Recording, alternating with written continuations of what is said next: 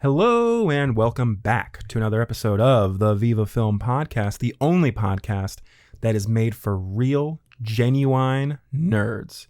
My name, it's Anthony, and today I am joined by my co-host yet again, Mr. Caleb. Caleb, how are you doing? What are you up to?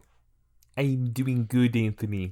Oh, I'm doing good. How are How am I doing? I'm doing well. I'm doing well. I just finished watching a couple movies about some weird guys, and weird guys are my favorite kind of guys. So yeah. Sorry, I thought this that we were recording this after we recorded the other comic book video, and I don't feel very good today. Okay. And I'm dealing with annoying work stuff also at the same time. So it's a great no combination. Worries. No, it's great. I'm in kind of an annoyed mood, so it's perfect that we're talking about these while I'm annoyed. You will be our Harvey Pekar. That's gonna that's gonna be it. But yes, for our audio listeners, we do have a video up on our YouTube, Viva, youtube.com, Viva Film Podcast, where Caleb and I talk about our favorite indie comics. So go check out that video and then subscribe to us on YouTube so you can keep up to date with all our wonderful content. But yeah, today we're talking about some interesting fellas. I think that is the most charitable way to describe these individuals. Yeah. Yeah, of course we're talking about the celebrated documentary Crumb by Terry Zwigoff, and then of course the movie about Harvey Pekar, cartoonist or writer Harvey Pekar, because he was never an artist, but writer Harvey Pekar, the film American Splendor. I am curious, Caleb, had you heard of either of these men before, of Robert Crumb or Harvey Pekar? Or were you aware of their existence prior to this episode? Well, because I seen American Splendor before, like 2 years ago, but that was my introduction to Harvey Pekar. I wasn't familiar with him. Crumb, I'm more familiar with just because I'm aware of Fritz the Cat, and then also he's mentioned a lot in the movie Funny Pages. Yeah, where his artwork is clearly like a big. He's clearly an inspiration for the main character's artwork. And yeah, I just, but also I'm definitely not I'm still not an expert on either of these guys. But I am more aware of them. I feel like I know too much about Robert Crumb now. But like Harvey Pekar also, and it's also interesting because at the time of recording this, Harvey Pekar passed away in 2010, but Robert Crumb is still alive right now. Currently, we hopefully we're not going to pass on the Viva Film curse to Robert Crumb, but. Yeah.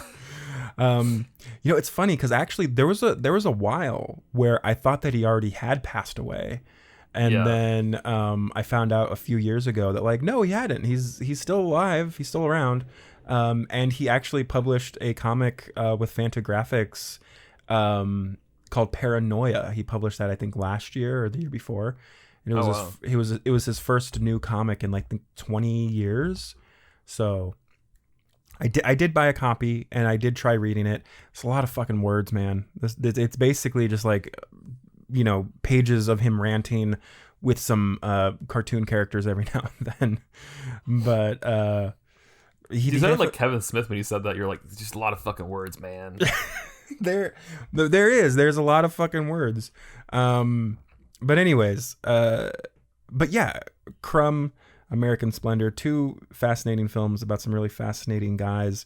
I think we can just jump right into it. I think because chronologically it makes sense. I think we'll talk about Crumb first. Okay, gotcha. We're not doing because Okay. Sorry, I'm sorry. See, you can tell I'm out of it. I'm not my usual spry self. No worries at all, Caleb. No worries at all. Let me chug this coffee. 1 second. Yeah. Do a shotgun of coffee. There you go. That was not good. That was not a good idea. Okay. That was too hot. Anyway. So we have the film Crumb, which is, of course, written and directed by Terry Zwigoff. And Terry Zwigoff would go on to direct the film Ghost World, which is one of the best comic book movies of all time. And he would also direct Bad Santa, which is one of the best Christmas movies of all time. Yeah.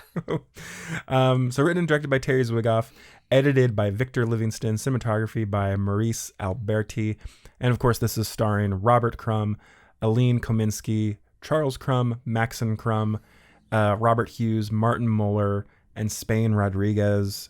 So Crumb, the film Crumb, which got a lot of attention when it first came out. It was very well received. A lot of people really liked it. It got great reviews from Siskel and Ebert, Time Magazine, New York Observer.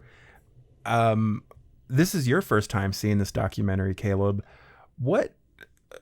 What's wrong with Crumb? There's some sort of underlying issue going on here for him and all his brothers. Well, first of all, I fucked up my throat, so now we got more reasons for me to be annoyed during this. This is great. This is the perfect episode for today. Just this is wonderful. First of all, I want to bring up that Maurice Alberti, the cinematographer, is also the cinematographer for The Wrestler. Oh, amazing! There's even more connections here. And what else? And Hillbilly Elegy.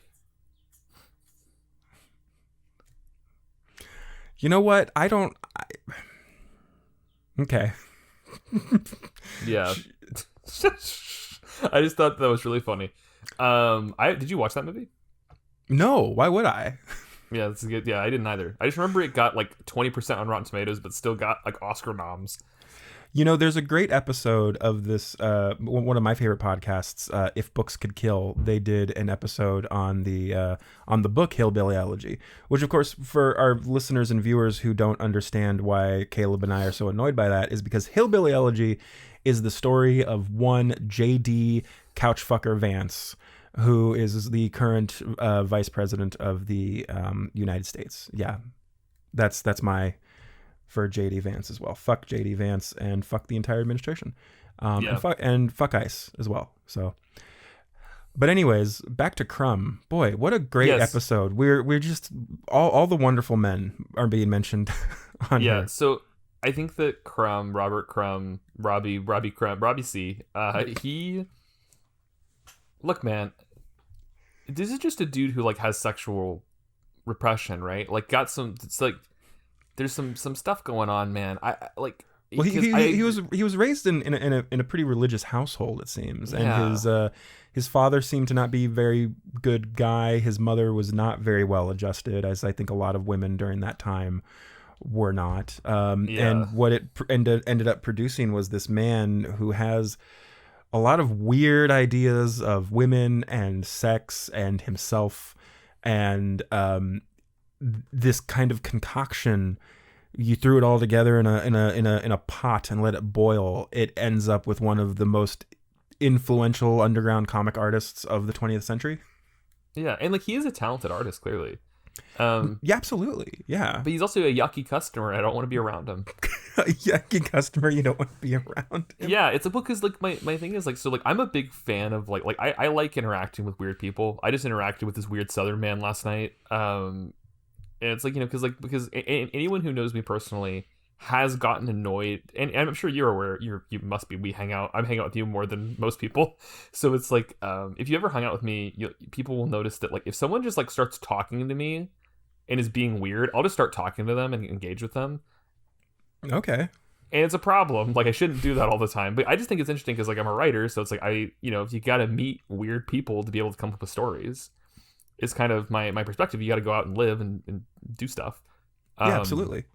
So like I'm always a big fan of having like weird conversations with people, and even like my coworker and me were talking about this like a couple months ago, where she was telling me about like just like weird interactions she's had, like just like out at bars and like different things, and like just because there's a lot of wacky customers out there, a lot of wacky people, and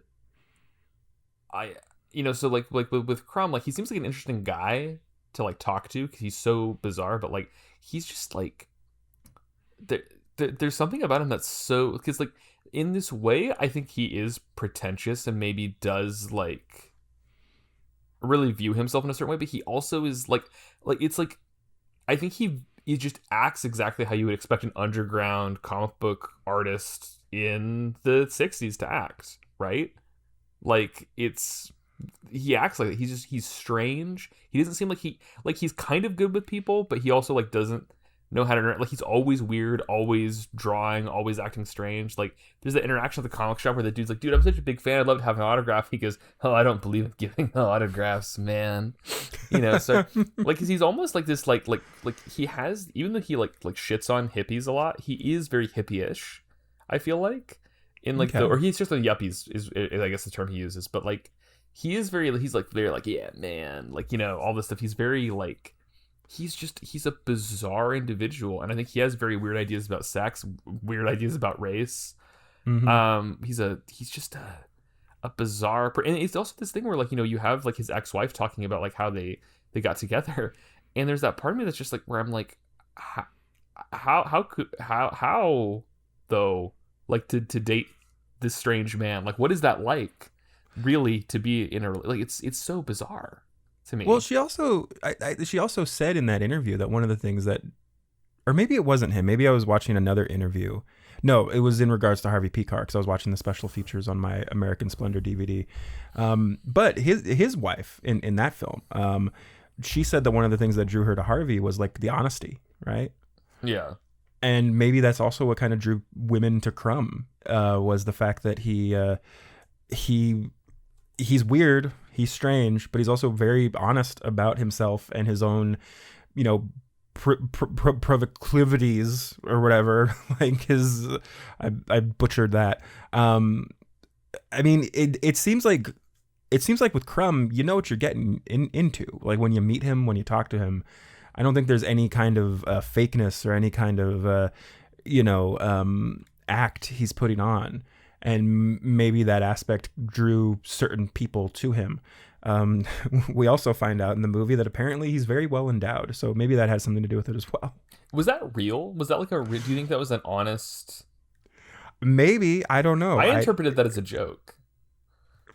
I mean, listen, I remember in high school I was friends with like a very skinny weird kid, and he had a large member as well. So maybe it's just a thing. Maybe like people with big dicks are just kind of weird. I don't know. Yeah, no, it's like yeah. At least in those two instances, I'm not sure. Yeah, it's like it's, but it's also like it's there's a. What did you think about in this movie? We have a lot of this one woman who she is very much like, no, Crumb's a piece of shit. Like he's a misogynist and a racist. How did you feel about those segments? I feel like she has a point. I do think that there is, I feel like, Crumb very clearly has a very strange relationship to women, with the way that he draws them and the way that he interacts with them, and is constantly getting piggyback rides from women, which is funny because we see James Urbank do that in American Splendor. He gets a piggyback ride from a woman in a scene, and of course, in the documentary, we see real Crumb doing that.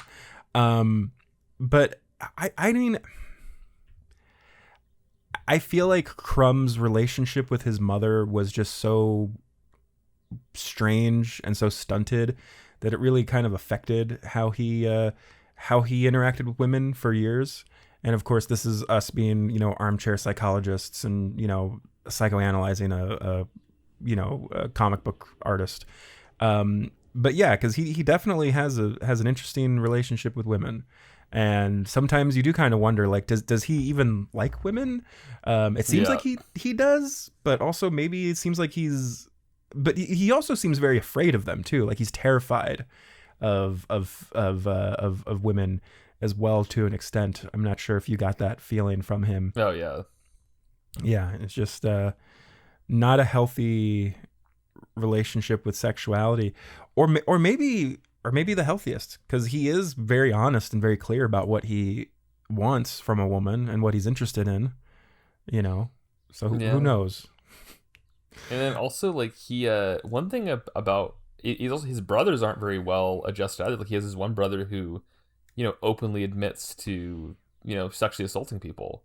Yes. Yeah. And I think that is that the brother who ends up taking his own life after the film ends, I believe, right? I think so. I'm not 100% sure. No, I don't. I'm not 100% sure. because there's two of them. He has a couple Yeah. brothers, and also we find out some sisters as well who refuse to be a part of the film. They That's had fair. they had no Like, interest in the movie. Yeah, I mean, one thing that is fascinating watching this film, because Crumb is such a strange, interesting guy, or such a strange, interesting, and weird guy. But then when you meet his family, you kind of see that he's probably the most normal and well-adjusted of his family, which yeah. says a lot. Yeah, his two brothers, there's the one who like meditates on a bed of nails and like eats a cloth rope so he can like string it through himself to clean himself. Yeah. And then of course there's the other one who I think still lives with his mother, and clearly also has a lot of issues as well. I mean, yeah, these are definitely some weird people. So you didn't. So I know that you were aware of Crumb's work prior to viewing this film. Did you have any kind of preconceptions of what this guy might be like, or was that just something you didn't even think about? I didn't really think about it. I just assumed he was probably just kind of like a goofy cartoonist guy. Mm-hmm. I think it's interesting that he hates the Fritz the Cat movie, because that's like a cult classic. It is a cult classic, yeah, but he hated it, notoriously hated it. And have you ever seen the film Fritz the Cat? No. Apparently it's really bad. It's like one of the worst animated movies, but it has developed a cult following because it was made by Ralph Bakshi, who would be another interesting weird guy to talk about on this podcast at some point. Do you think he also might be kind of weird? Yes. Yep. He also might have some strange some strange views on race and women as well. Yeah. But yeah, Crumb notoriously hated the Fritz the Cat cartoon, and there's a scene in this movie where he's getting a phone call from like a Hollywood executive who wants they want to make an animated version of Mr. Natural, and Crumb just has no interest in it whatsoever. Have you read any Crumb comics, or have you seen any of his artwork outside of like his more well-known stuff? No, I'm not, because I wasn't super familiar with like a lot of his, like, his game. Like when I was looking up, I was doing like research on him last night. I watched this at like 1 a.m, by the way. Okay. So that was weird. And I was doing research on him, and like I found some of his like recurring characters, and that's when I found a lot of the racist stuff, and I was like, okay, well,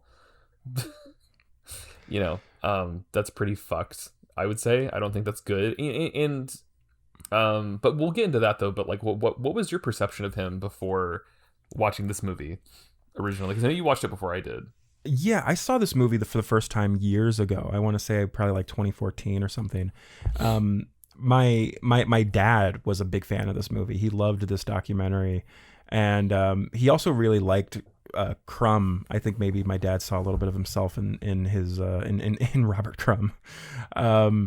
But I was more familiar with Crumb's art, his artwork, not necessarily his comics, and I think I still am more familiar with his art. I haven't read a lot of Crumb books. I've read some of American Splendor, and I have some I've read a little bit of Mr. Natural, and then of course I tried to read Paranoia and couldn't get through it.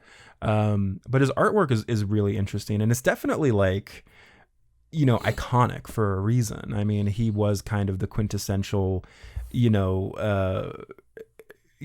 like anti-establishment artist of his time, which is funny, because his artwork became so synonymous with the hippie movement of the 1960s.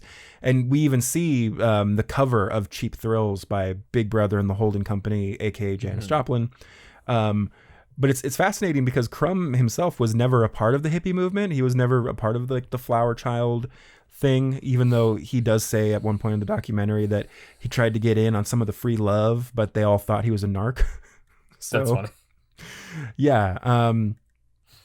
But it seemed like he was just, I mean, whatever you want to say about Crumb, and there's definitely a lot to say about him. Whatever you want to say about him, I think it can't be denied that he was a wholly original guy. I think kind of going back to what I said earlier is that like he definitely, like, I don't think he was putting on an act. I think this is genuinely who he is. He is a weird guy who is into very specific things, and he has his very own sick, twisted sense of humor. And he happened to come out at around a time when you did have this rise of underground comics that were very much a response, a reaction to the comics of like the gold and silver age, where you had like a lot of superheroes and kids comics that were very clean and very sanitized. And of course you did have some subversive comics with like the horror comics of the 50s, which very quickly got banned from a lot of, in a lot of places. But, you had this, kind of revolt to these kind of comics that were being made, and it just so happened that Crumb happened to be in the right place at the right time and making the right kind of art that was this very transgressive, in your face, very sexual, very perverse art, and that was getting into like drug use and doing some really weird stuff with women as well as race. And I feel like had Crumb maybe existed at a different time, I don't know if he ever would have had this kind of success. I think that he just kind of he hit on a certain notion in the zeitgeist at that time, where people were looking for something that was deviating from the norm as a response to like the mid-century kind of nuclear family. But yeah, he did also draw some weird racist cartoons as well, and had some racist characters that were recurring in his books. Yeah, and one thing I just want to say is like I think that the entire like how like kind of perverse or like overly sexual as comics are, I think it's a response to American culture where we're a country that is afraid of sex but obsessed with sex. It's a very puritanical country for sure. So puritanical culture. And whenever you act like that, you're gonna get a lot of people when they express sex like that, it's gonna come off like way weirder than it should, as opposed if people could just be like, we're allowed to be more normal about it. And even now we're seeing it getting a lot more where like a lot of people, and like just with the way people interact with sex in media is getting really strange. Like with a lot of people, like I know there was a lot of discourse recently where like there were people who think that sex scenes are real, or that like having sex scenes, it's that it like makes you like a bad person, or that it's some sort of like like and then you get in bad faith. I know that Tom Holland was in that show where he was playing a gay man, and he has a gay sex scene. Yeah. And you have all these weirdos, far right weirdos, trying to be like, oh well, like he shouldn't be doing that because he needs a new agent, because that's not right. He shouldn't be in that. It's like, well, I mean, I'm pretty sure he took the role because he was interested in it, and that's also why we have intimacy coordinators, and stuff like that. And I just think that the way that sex is talked about, there needs to be a healthier way that we talk about it, because I think a lot of people right now, especially, it's just no one knows how to talk about it anymore. Especially, it ebbs and flows, and it gets a little less so like that, where people are a little more normal. And then, like right now, I think we're in a really bad time for that. Honestly, like I think we're witnessing a lot of repression with stuff like that. Yeah, we're getting a lot of repression, not just from the government, but I also think from like younger generations who grew up in a very overly sexualized world. I mean, having access to the internet at such a young age, I think can actually be damaging to people's psyches. And I don't know, maybe this is like my most boomer take, but I don't know, maybe there should be like a minimum age requirement to access the internet. A lot of like a lot of social media sites, they say like, oh, you can't join if you're under 13 or whatever. Like maybe you can't go on the internet if you're under like 13, and so yeah, there's a weird, because I definitely know what you're talking about. There is that very strange kind of dichotomy of the younger generations who are very averse to sex, and especially depictions of sex in media. But then it's like you ask the question, it's like, okay, well, where are we learning about sex then? Right? If we're not learning about sex from media or from books or films, and they're certainly not learning about it in school because, health classes are being, gutted, and, we're not teaching safe sex anymore. Now we're teaching, the Bible says don't put it in, right? Like, and of course, with this administration who are so against any kind of sexuality or expression of sexuality. It's a weird time. It's a weird time to be developing, those feelings. I don't even know what I would do if I was a kid right now coming up, like a teenager, having these expressions and these urges. Like how would you learn about them? How would you learn to express them in a healthy way? Because Robert didn't really learn how to express it in a healthy way, and he expressed it through his artwork and through his his kinks, his fetishes, right? And that's not to kink shame or to if you're a guy and you're really into like big muscle mommies with large thighs and big butts, nothing wrong with that. Yeah.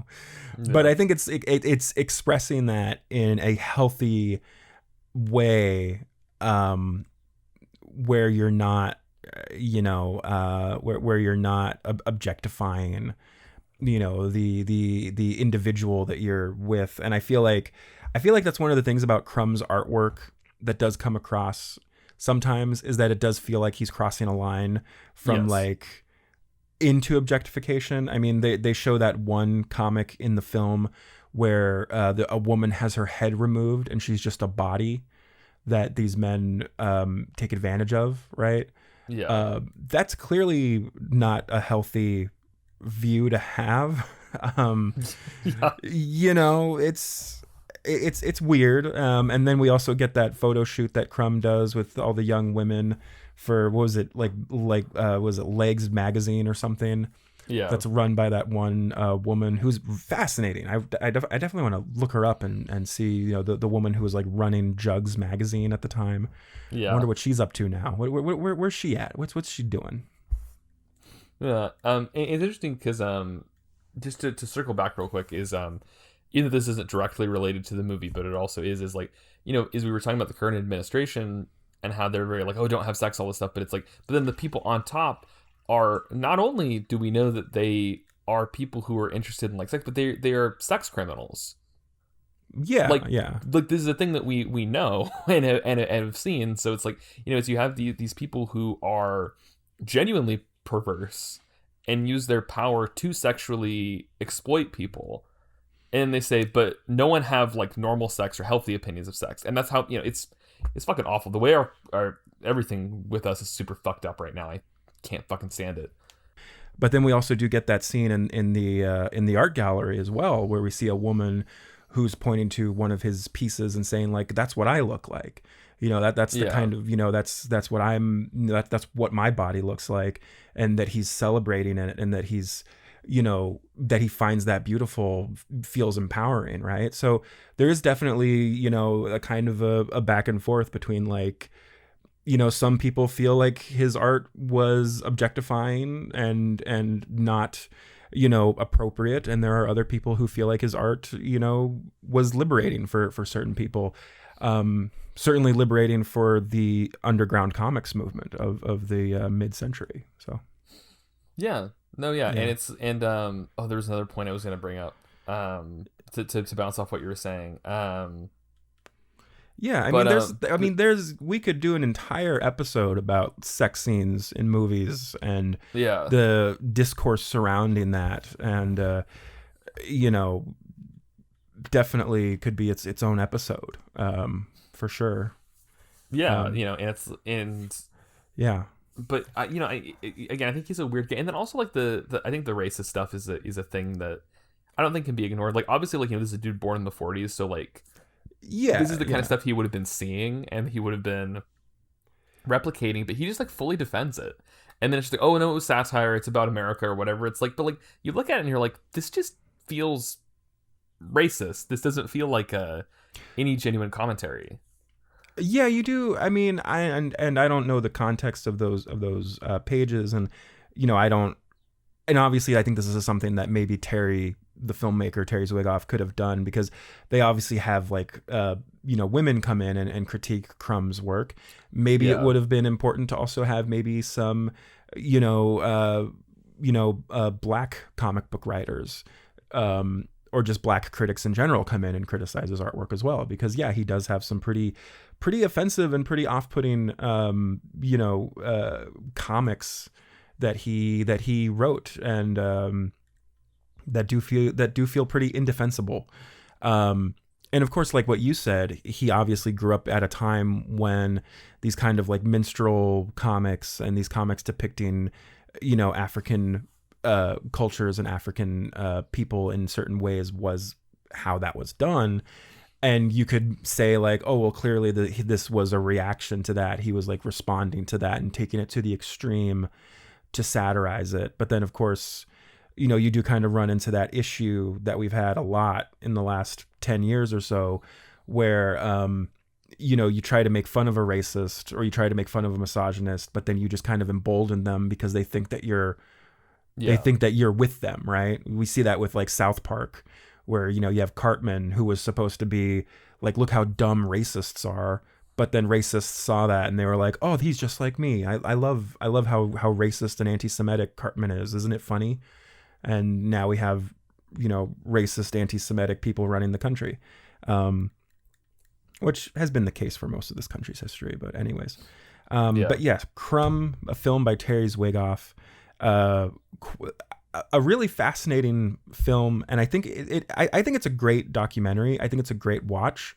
And even if you don't know a lot about Crumb, even if you're not interested in Crumb or his comics, I think it's worth to see just because it is such a well done documentary, and it really does delve into the subject in a really interesting and very very compelling way. And I feel compelled watching this. Sometimes I'm like, oh, this is a really interesting guy, and other times I'm like, this guy needs help. So yeah. It's just he's at the end of the day, I think we can all agree that Crumb is a fucking weird ass man. He is a weird ass man. He's a very talented artist. His art is beautiful, sometimes. But yeah, he's definitely a strange fella. I do want to point out, Criterion came out with a release of Crumb. I have it here next to me. Oh. Very good release. I highly recommend getting it if you're into comics and comic book history. But I do want to kind of point out the difference between this Criterion release. You have this really nice artwork of Crumb, original art of Crumb, and then here's the original DVD release, which I think kind of gets across Crumb's. I think it gets across his character in a much more honest way. Oh yeah. Where it's just him from the photo shoot, and the young woman behind him who's lifting up her skirt to show her butt. But yeah, I mean, both versions of this I think are worth owning. Crumb, whether you like him or not, he's an interesting guy, and he had a huge impact on American comics and American culture as well. I mean, his art really were really a part of that, that zeitgeist of like the late 60s anti-establishment kind of feel that everyone had. So it was definitely influential. He was definitely. Yeah. Do you want to introduce? But it's always. Yeah, go ahead. Oh, I'm sorry. I was gonna say I think it's important to and as we are doing here, is like it's always important that even if someone is influential, that does not mean they're void of any criticism, as I feel like people sometimes forget. Nobody should be void of criticism. We are not, void of criticism. If you want to criticize us, absolutely. Yeah, Caleb's too grumpy. Caleb's too grumpy. Anthony has too many unread books behind him on the shelf. There's stuff I've said in recent episodes where I'm like, oh, I wish I could go back and clarify that because I don't think I said it correctly. But nobody's above criticism, and you should criticize people, and you should especially criticize people who you like. I have a stack of Beatles CDs behind me, and there's plenty to criticize about the Beatles, but I still love their music. So yeah. But anyways. It's funny because American Splendor, actually, there's something related to that's actually a really good segue. So I will introduce this. My laptop. Okay, there we go. I was like, of course my laptop's gonna fucking act weird right when I do that.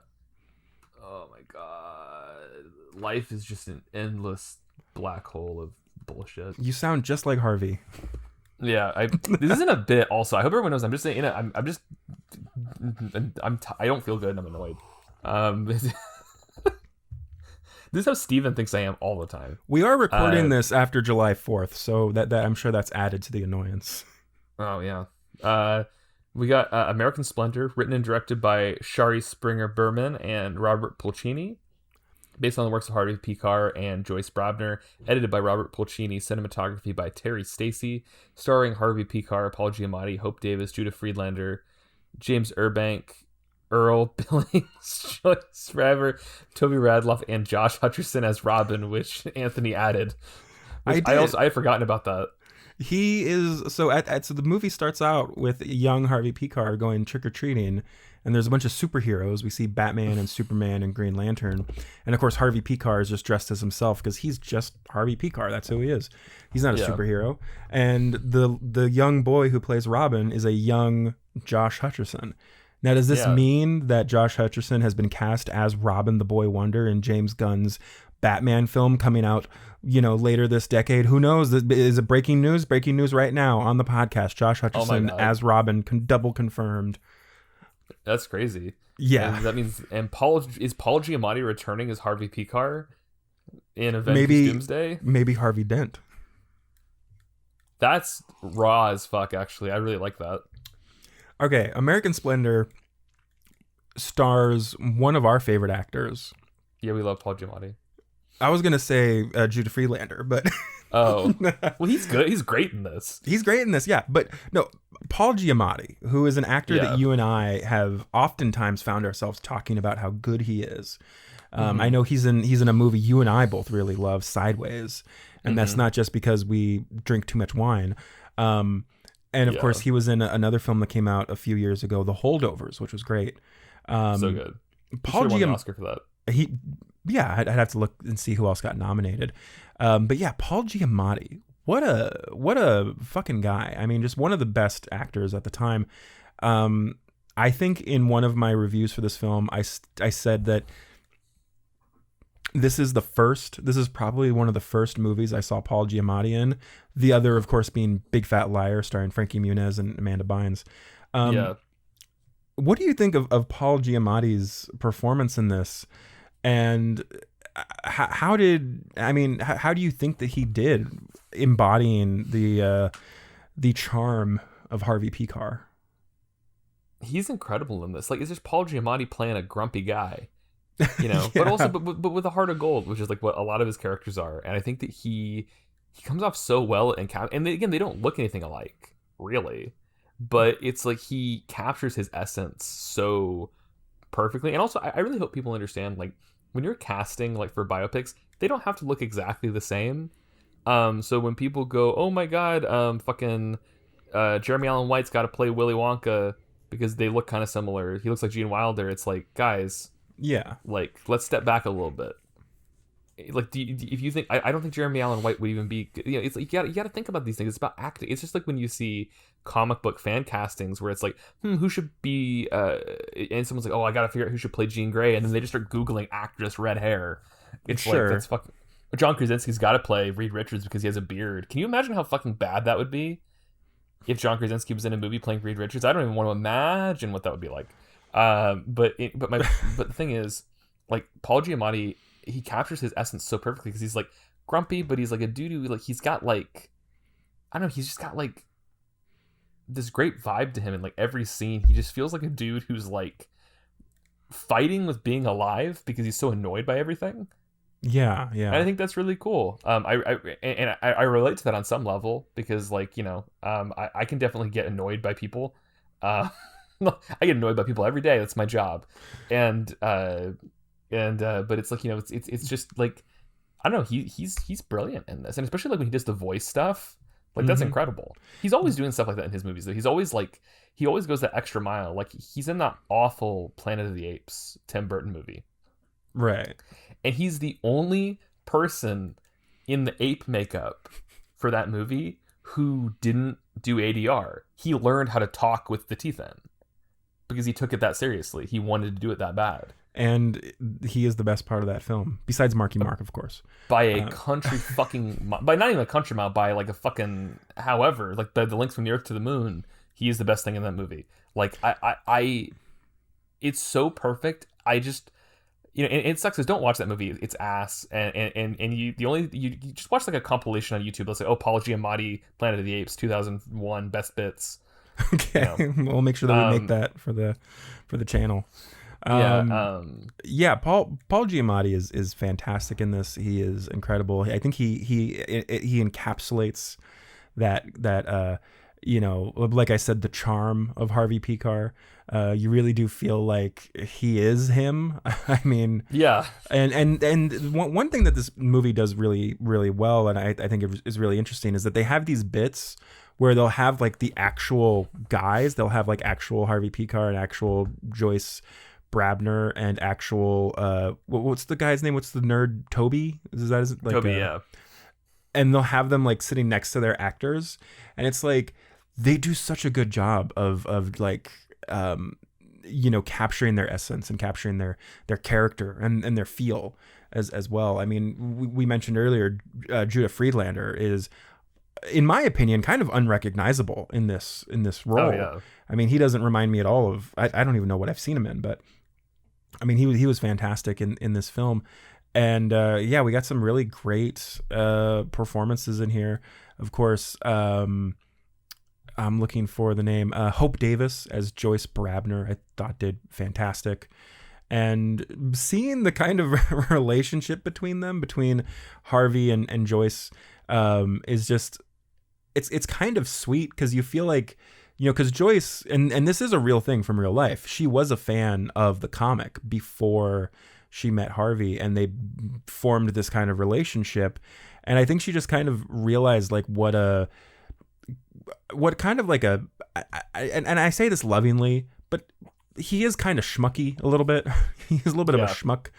And I think she kind of saw that and was like, you know, I can be a part of this guy's life and, you know, kind of be there for him. And you have this really beautiful, but also very silly, you know, relationship between them. And it's sweet. It is kind of a sweet film, despite the fact that it's about a miserable old man who's grumpy all the time. It is kind of sweet, and you really get a sense of these characters and who they are, and what makes them tick, and why they are the way that they are.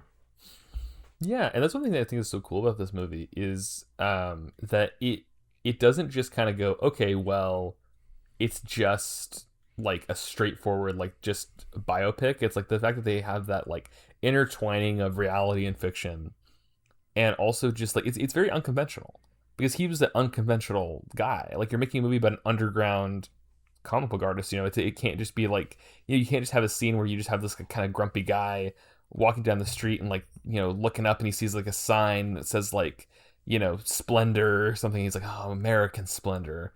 You know, and right. then he's like, I gotta talk about my life, you know, and then you see him like lovingly drawing or he doesn't, but like lovingly writing and doing all this stuff. It's like, you know what I mean? It's just that wouldn't fit this. That's not who he was, and I think that's something that's so important. You know, it's like imagine if you made a biopic about Freddie Mercury, and you had a scene where he's watching a guy go into a men's room, and then the camera just slowly zooms in on the word "men" on the door.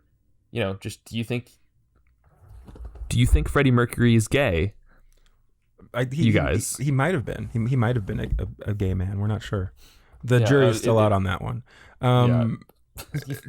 And one thing about this film that I think does really well, as someone who has been described as grumpy, and who also grew up around grumpy people as well, I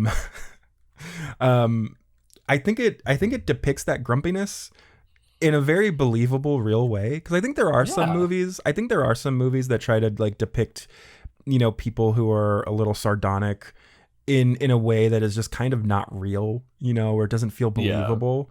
And I think here it feels very real and it feels very believable. And I believe that this man is just a very, you know, kind of miserable guy who is not really content with his life. And it doesn't seem like he becomes content really until they kind of have that family, right, where they adopt Yeah. the young girl, and and they do form this kind of like makeshift family, right?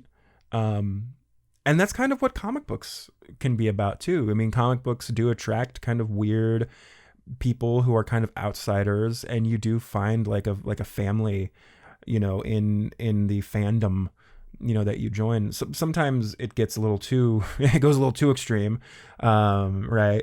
But it is fun how like weirdos can kind of find each other and be weird together and just enjoy their own kind of weirdness. And I think that's very nice, and I think that's very a very charming, cute thing when that happens.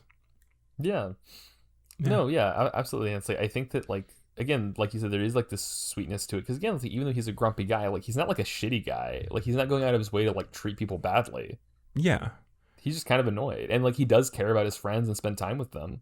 Mm-hmm. That's cool. It's really well done. It's well balanced because again, like you were saying, like a lot of times how people are portrayed as grumpy in movies, it'll be like they walk outside and they like look at the sun and frown, and then they're like, "Oh, you're breathing too loud next to me." You know what it is? Is have you seen that awful clip of that piece of shit Louis C.K.'s new special, where he's just complaining about people enjoying the weather outside? I have not. I don't pay any attention to Louis C.K., and frankly, nobody should.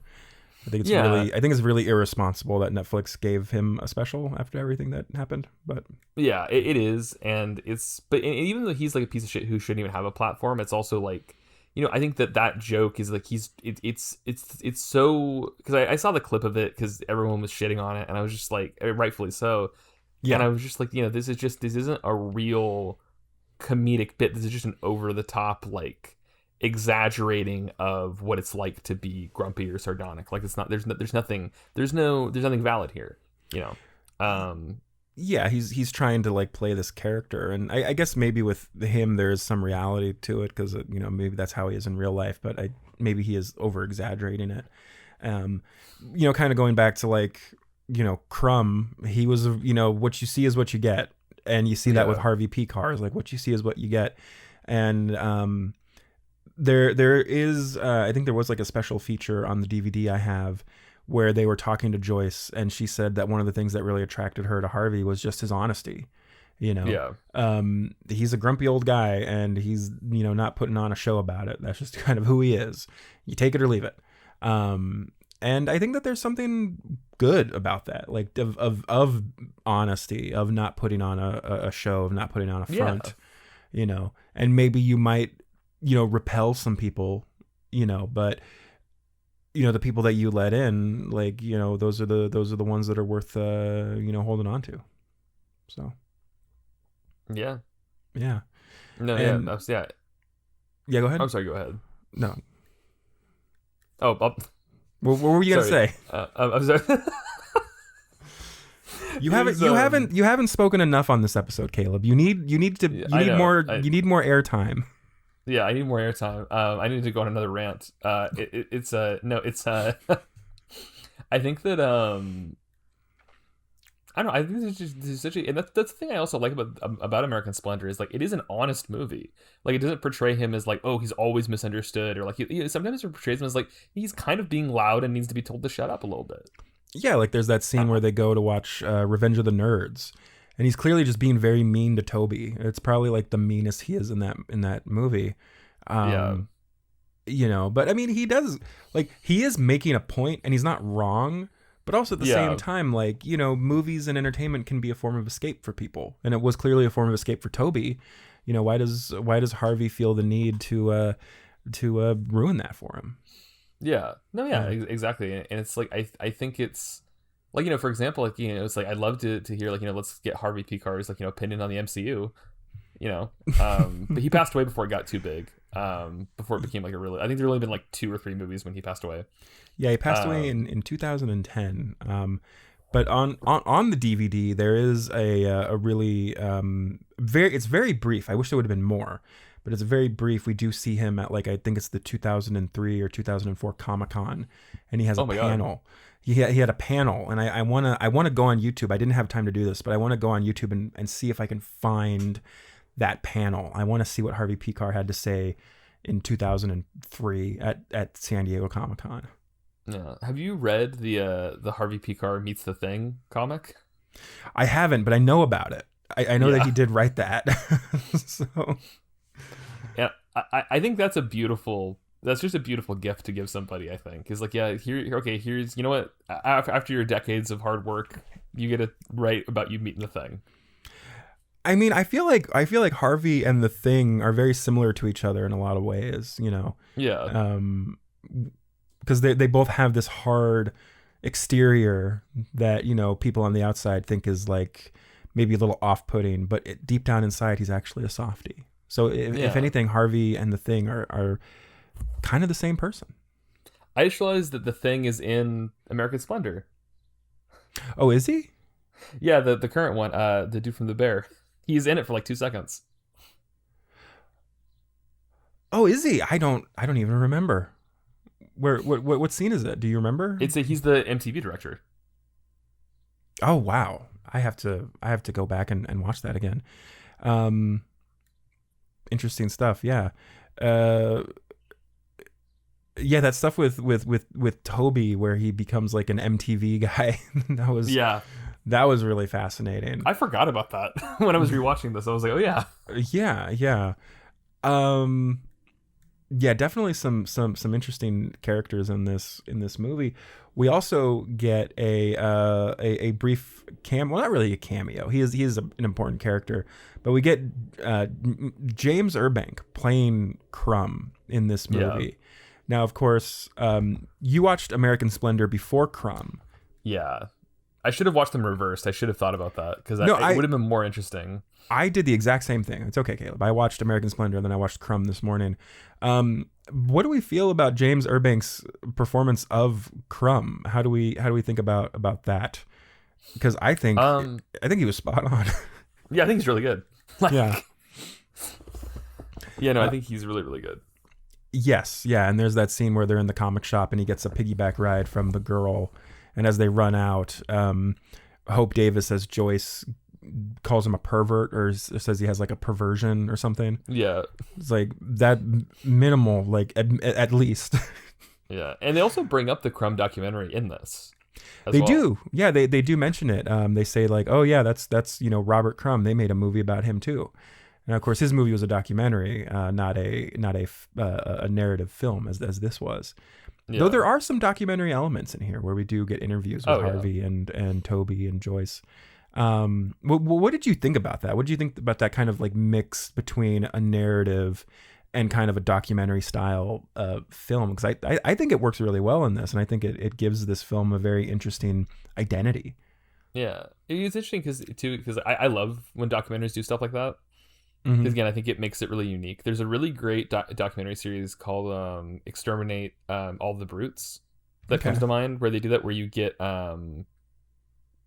documentary style stuff, but then you also get like what is the actor's name? It's the guy from Trap. I know who you're talking about. It's the main guy, right? I keep wanting to say Josh Hutcherson. That's not who it is. No, it's not Josh Hutcherson. Where you get stuff with him, and that's a terrific documentary series. Yeah, I think that it's a really unique way to tell a story. You know, because it also, because I think sometimes what some documentaries run into is sometimes when you do just the talking heads of like, well, you know, that was the thing about him. He always wanted to be an artist. You know, it's like they can get a little. It can get a little bland and a little repetitive. Sure. I think like a documentary about comics. Maybe we'll talk about this at some point. But I think Chris Claremont's X-Men is a really interesting documentary. Oh yeah. But it is mostly just talking head stuff. Like there's not as much, and that's not bad. And then also like Mood Age Daydream is an example of a documentary that goes in the direction of just show who he was fully. Like don't even do the talking head stuff at all. Which I think is a really interesting way, especially with music documentaries as well, to do that. Because I think like the Amy Winehouse documentary did something similar, where it was all just footage of her, and I think there was like some voiceover or some like kind of narration. So that does happen as well. Yeah, no, exactly. Yeah, it's just but again, I think that American Splendor is just it's a really unique film, and it's funny because I was gonna say is like one thing I kind of regret saying in my Letterboxd review a couple years ago was I called it like one of the coolest comic book movies, And my thing is like, I don't think it's a cool movie. I think it's cool the way it's made, but like, it's Yeah. not that it's like cool. Rather, it's just like it's really interesting and innovative, you know. And I think I really like, you know what doing the series did is it made me want to rewatch Funny Pages. Yeah, I really enjoyed Funny Pages when I first saw it, and I know you were kind of critical of it as Yeah, when it came out.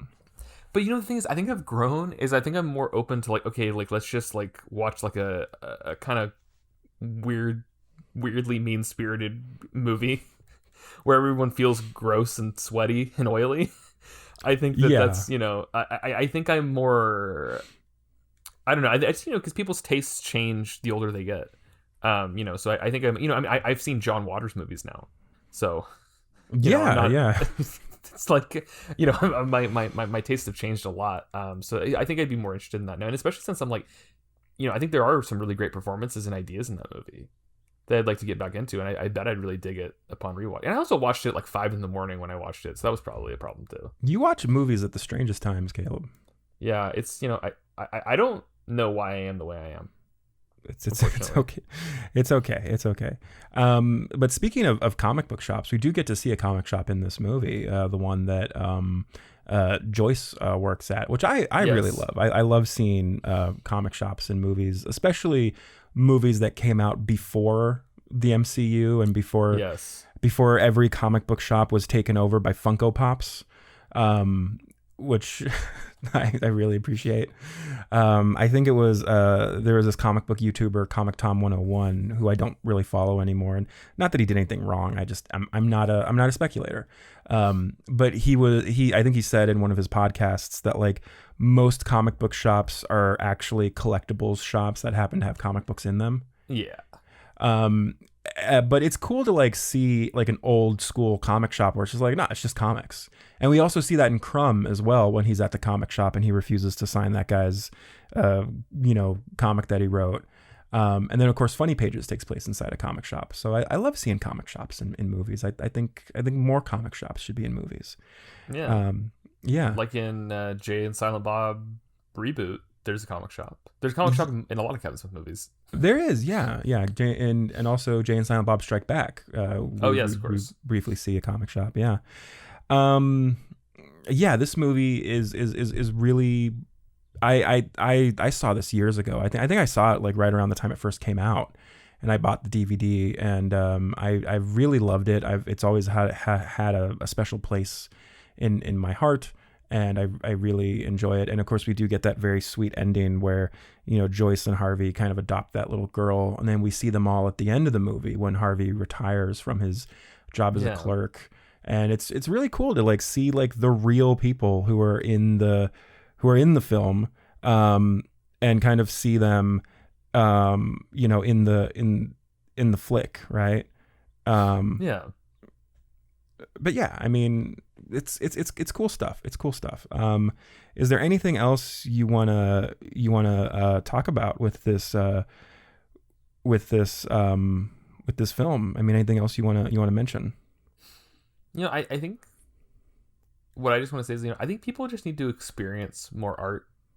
You know, like if you see something that looks interesting to you, whether it's music, movies, TV shows, comics, whatever, like just look for stuff that like not everybody's watching or listening to, you know, and not to be like, oh, be a hipster or whatever. It's like there's nothing wrong with discovering something, and there's a lot of like small artists out there who are gonna appreciate being found and discovered, you know. Like, I mean, some of my favorite music, like a lot of the music we could, and obviously we saw Florence and the Machine, and she's like a massive star. But like, Yeah. you go to a lot of like punk shows from smaller indie bands, and I love doing that because it's like Yeah. it gives you an intimate feel with like a piece of art, and it's a cool way to support people who are like coming up. You know what I mean? It's like, you know, if the only wrestling you watch, and if the only wrestling you watch is through WWE and even AEW, and you're not like exploring other stuff, you know, I think you're doing yourself a disservice. The same with comics. If you only read Marvel and DC, I think you're doing yourself a disservice. If you're watching movies and you only watch like the big studio stuff, I think you're doing yourself a disservice. And if the only music you listen to is like the really top people, I think you're doing yourself a disservice. Not that there's anything wrong with liking or watching stuff that's popular or that's like mainstream or anything like that, because there's a lot of great art that comes through that. But like, there's so much incredible art in the world. Like like imagine how many great books or comics or music you're gonna fall in love with that's gonna inspire you or really like change your perspective that you aren't even aware of yet. Yeah, You know? yeah. Support independent artists, support independent music, independent film, independent comics. One of my favorite things about going to Comic-Con is going to, the small press alley and the artist alley and just finding the artists and writers who are just selling their own stuff and buying directly from them and even getting them to sign some stuff. Yeah. That's also a lot of fun. So yeah, I mean, these I really enjoy these films quite a bit. I really like them, and I'm happy that we got a chance to talk about them on here. And of course, next week we'll be talking about some big Marvel movies. So Wake me up. We're changing gears, folks. But yeah, make sure that if you're listening to us on audio, check us out on YouTube. We're on youtube.com, Viva Film Podcast. Check us out and subscribe and leave a comment and give us a thumbs up or whatever. And if you're watching us on YouTube, make sure you comment and subscribe and leave us a thumbs up. And if you're really angry, you can also leave us a comment, because it drives engagement either way. So yeah. But anyways, that was our episode on the films Crumb and American Splendor. Great double feature, by the way. And that's it. My name's still Anthony. My name's Caleb. I'm sorry for how out of it I was this episode. I hope it turns out well, you guys. I hope it's not just complete shit. I think it went okay. I think it went fine too, Caleb. No worries. Yeah. We'll see you all next time, and good night.